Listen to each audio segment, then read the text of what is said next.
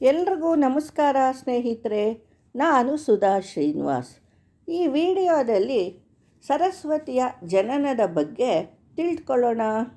ಬ್ರಹ್ಮನು ಪ್ರಪಂಚದ ಸೃಷ್ಟಿ ಮಾಡಿದ ನಂತರ ಪ್ರಪಂಚವೆಲ್ಲ ಅಲ್ಲೋಲ ಕಲ್ಲೋಲವಾಗಿತ್ತು. ಎಲ್ಲವೂ ಅಸ್ತವ್ಯಸ್ತವಾಗಿತ್ತು.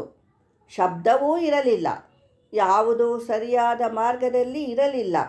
ಆಗ ಬ್ರಹ್ಮನು ಏನೂ ಮಾಡಲು ತೋಚದೆ ಚಿಂತಾಕ್ರಾಂತನಾದನು.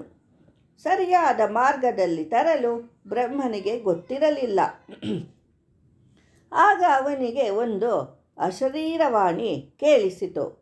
ಕೇವಲ ಜ್ಞಾನ ಮಾತ್ರ ನಿನಗೆ ಇದರಲ್ಲಿ ಸಹಾಯ ಮತ್ತು ಸಲಹೆ ಕೊಟ್ಟು ಸರಿಯಾದ ಮಾರ್ಗದಲ್ಲಿ ತರಬಲ್ಲಳು ಎಂದು.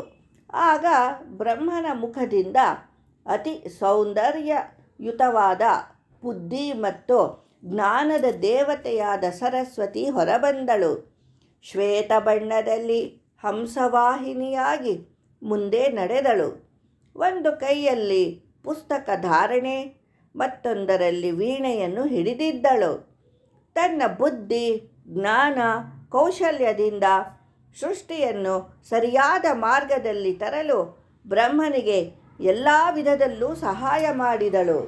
ತನ್ನ ಸುಮಧುರ ವೀಣಾನಾದದಿಂದ ಬ್ರಹ್ಮನ ಮನಸ್ಸನ್ನು ಸಂತೋಷಗೊಳಿಸಿದಳು.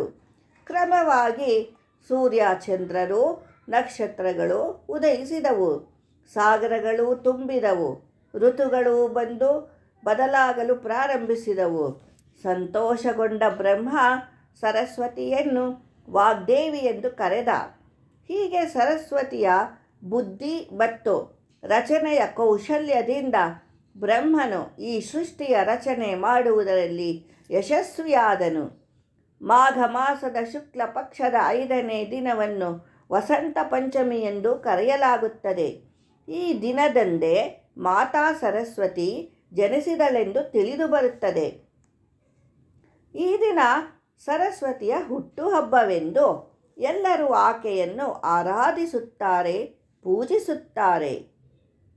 ಜ್ಞಾನ, ಸಂಗೀತ, ಕಲೆಗಳ ಅಧಿದೇವತೆ ಸರಸ್ವತಿಯಾಗಿದ್ದಾಳೆ. ವಸಂತ ಪಂಚಮಿಯಂದು ಮಕ್ಕಳು ಸರಸ್ವತೀ ದೇವಿಯನ್ನು ಆರಾಧಿಸಿ ಸ್ತೋತ್ರ ಪಠಿಸಿದರೆ ಅವರಿಗೆ ಸಾಹಿತ್ಯ, ಸಂಗೀತ, ಕಲೆ, ನೃತ್ಯ, ಶಿಲ್ಪಕಲೆ ಸಕಲ ವಿದ್ಯೆಗಳನ್ನು ಅನುಗ್ರಹಿಸುತ್ತಾಳೆ. ಸರಸ್ವತಿ ಜ್ಞಾನದೇವತೆ ನಮ್ಮೆಲ್ಲರನ್ನು ಹರಸಲಿ. ಈ ದಿನ ಎಷ್ಟು ಶುಭವೆಂದರೆ ಗುದ್ದಲಿ ಪೂಜೆ, ಗೃಹ ಪ್ರವೇಶ, ಮಕ್ಕಳಿಗೆ ಚೌಲ, ಅಕ್ಷರಾಭ್ಯಾಸ, ಇನ್ನು ಏನಾದರೂ ಹೊಸದಾಗಿ ಕಲಿಯಲು ಶುಭಾರಂಭದ ದಿನವಾಗಿದೆ. ಈ ದೇವಿಯ ಕೃಪೆಯಿಂದ ವಿದ್ಯೆ, ಬುದ್ಧಿ ಮತ್ತು ಸೃಜನಶೀಲತೆ ವೃದ್ಧಿಯಾಗಿ ಎಲ್ಲರ ಬದುಕು ಸಾರ್ಥಕವಾಗಲಿ. ಈ ವಿಡಿಯೋ ನಿಮಗೆ ಇಷ್ಟವಾದಲ್ಲಿ ಲೈಕ್ ಮಾಡಿ, ಶೇರ್ ಮಾಡಿ, ಹೊಸಬರು ಸಬ್ಸ್ಕ್ರೈಬ್ ಆಗಿ. ಧನ್ಯವಾದಗಳು.